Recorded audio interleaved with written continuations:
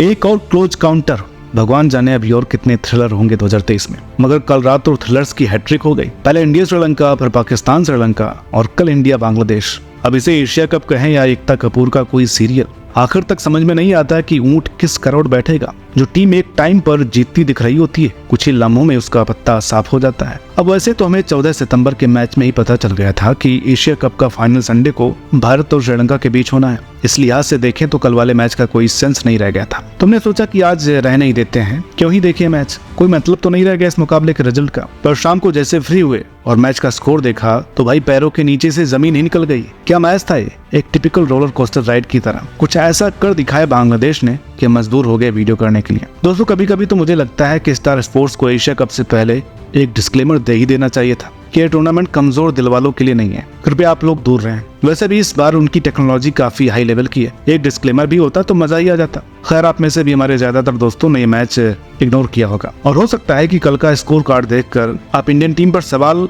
खड़ा कर रहे हैं, आपके मन में भी कुछ मलाल होंगे। देखिए सबसे पहले तो आपने घबराना नहीं है, क्योंकि हारना भी सेहत के लिए अच्छा होता है। दिक्कत हार से नहीं हुई, दरअसल इस मैच में कुछ ऐसी चीजें हुई जिससे मैं काफी हर्ट हुआ और काफी शॉक भी। एक रियलिटी चेक मिला है इस मैच में, उन सब की आज बात करेंगे। लेकिन उससे पहले जिन भाइयों ने कल का मैच मिस कर दिया उन्हें जरा रूबरू कराऊं इस थ्रिलर से। तो रोहित शर्मा ने टॉस जीतकर पहले गेंदबाजी का फैसला किया, क्योंकि अभी तक हमें ठीक से अंडर लाइट्स चेस करने का मौका नहीं मिला था। चलो अच्छा ही हुआ, एशिया कप के फाइनल के लिए आपकी अच्छी खासी प्रैक्टिस हो गई। अब सब खिलाड़ियों को मौका दिया गया, तिलक को डेब्यू कराया गया, 5 खिलाड़ियों को बाहर बिठाया गया, जिसमें सबसे बड़ा शॉकिंग था विराट कोहली का नाम। भाई साहब आधी टीआरपी तो इसी से गिर गई। मगर यार सलाम है कोहली को, उनके विराट जज्बे को, भले ही वो शतक लगाए या जीरो, टीम का हिस्सा हो या एक्स्ट्रा में हो, मगर अपनी टीम को मोटिवेट और सपोर्ट करने के लिए कोई मौका नहीं छोड़ते। और क्रिकेट का ये सबसे महंगा वाटर बॉय हमेशा तैयार रहता है कुछ कर गुजरने को। अब शाकिब के पास कुछ खोने को तो था नहीं, उन्होंने भी होलसेल में बदलाव किए और कंफ्यूजन के साथ आ गए बैटिंग पर। एक बार फिर उनका टॉप ऑर्डर एकदम फ्लॉप रहा। पर तारीफ करनी होगी कप्तान शाकिब की, जिन्होंने सेंसिटिव 80 रनों की कप्तानी पारी खेल टीम को एक और बेइज्जती से बचा लिया। जैसे तैसे करके उनकी शानदार बैटिंग की बदौलत बांग्लादेश 60 पर 4 से 265 पर 8 तक पहुंच गया। खराब शुरुआत के बावजूद एक जबरदस्त एंड किया। अंडर लाइट्स इस मुश्किल पिच पर 266 की ये चेज कोई आसान नहीं होने वाली थी। चीजों को और मुश्किल बनाया डेब्यूटेंट तंजीम हसन ने। भाई का अजीब ही एक्शन है जो कि रोहित को समझ में नहीं आया और उन्हें 0 के स्कोर पर चलता किया। सच बताऊं तो ये मैच एक लिटमस टेस्ट था, जहाँ साफ साफ पता चल गया कि कौन कितने पानी में है। तिलक को भी तंजीम ने काफी परेशान किया और उनकी एक स्टंप्स को चूमती गेंद को लीव करना तिलक को बहुत भारी पड़ा। ये ठीक वैसा एक्शन रिप्ले था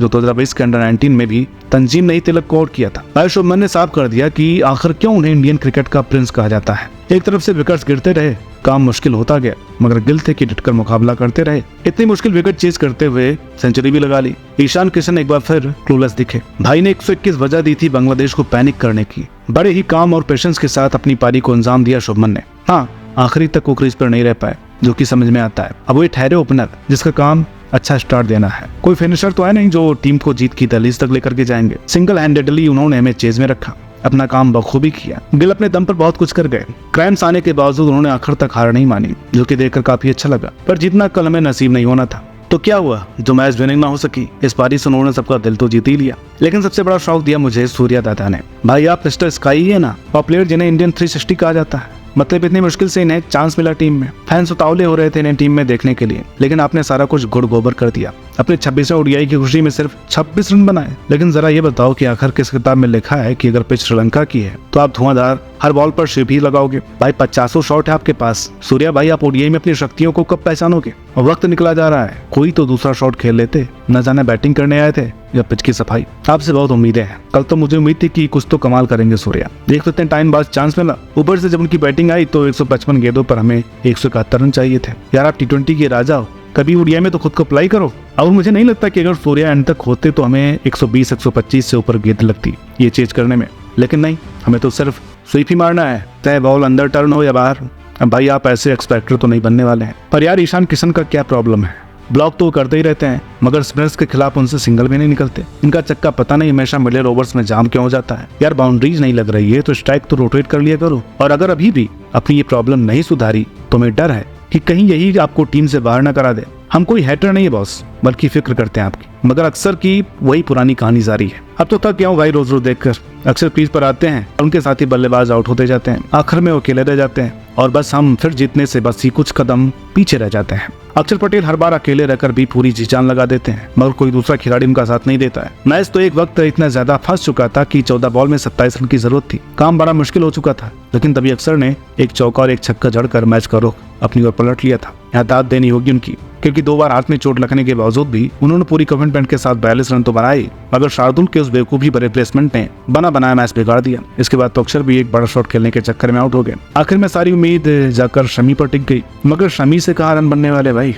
लेकिन एशिया कप में अब सबसे पहले हम ही पहुंचे। मैच काफी करीब गया, भले ही हम मैच 6 रनों से मैच हारे हो, मगर कोई बात नहीं, कभी कभी हारना भी जरूरी है। हमें अपनी कमजोरियों का तो पता लगा, लेकिन यहाँ तारीफ करनी होगी बांग्लादेश की, जिन्होंने जाते जाते एक अच्छा खासा अपसेट कर दिया। शाकिब ने अपने बॉलर्स बड़े अच्छे से रोटेट किए। डेब्यूटेंट तंजीम ने काफी अच्छी बॉलिंग की, उनकी स्लो रन तो पड़ी ही नहीं गई। स्पिनर्स ने भी एक मुट्ठी बनकर काम किया कल, तो उनकी शानदार बॉलिंग ने डॉट बॉल्स डालकर खूब प्रेशर बनाया। पर चलिए, फाइनल की प्रैक्टिस हो गई है, अब बस पैनिक नहीं करना है और एशिया कप भारत का ही होने वाला है। अच्छा हुआ मार गए, हमारी कमियां तो एक्सपोज हुई, साथ ही मन में आए कुछ सवाल जिसका आपको कमेंट में जवाब देना होगा। विराट रोहित के साथ अर्श पर, इनके बिना फर्श पर।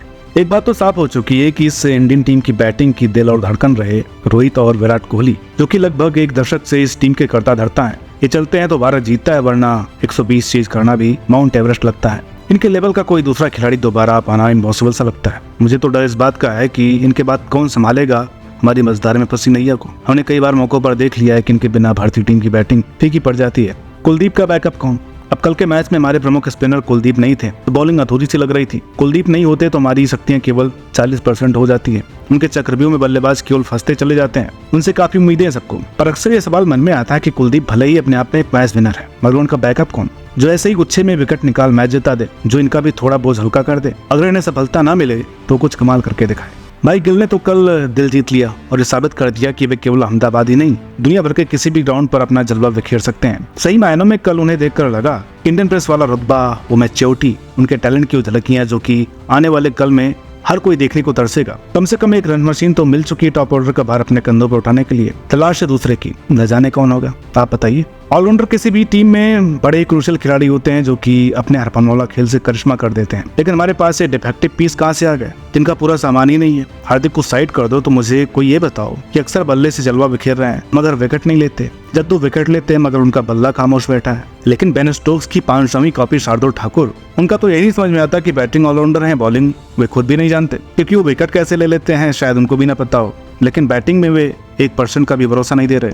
चले तो चांद तक, नहीं तो शाम तक। और एक बात तो मुझे समझ में नहीं आती कि जब टीम हार रही होती है तो इनके दांत क्यों निकल रहे होते हैं। हमारे ऑलराउंडर्स को कंप्लीट पैकेज देना होगा, तब जाकर कुछ बात बनेगी, वरना काम मुश्किल हो जाएगा। तो देखिए दोस्तों, ये क्रिटिसिज्म या हेट नहीं है, ये बल्कि कुछ चिंताजनक बातें हैं जिन पर गौर करना होगा, वरना हमारा भी बहुत भारी नुकसान होगा। बांग्लादेश तो क्या, और भी कमजोर टीमें हमें फिर से पटकनी दे देंगी। बाकी हार जीत तो चलती रहती है, मगर फाइनल जैसे बड़े मैच में सबको बेस्ट देना चाहिए और इस हार से सीख ले और फैंस भी पैनिक ना करें तो अच्छा है। अब कल ब्लॉकबस्टर संडे को होगा महामुकाबला, जहां श्रीलंका और भारत इस खिताबी जंग में आमने सामने होंगे। All the best Bharat, cup जरूर उठाना। अब आपसे मिलते हैं कल वाले मैच के बाद, तब तक के लिए नमस्कार।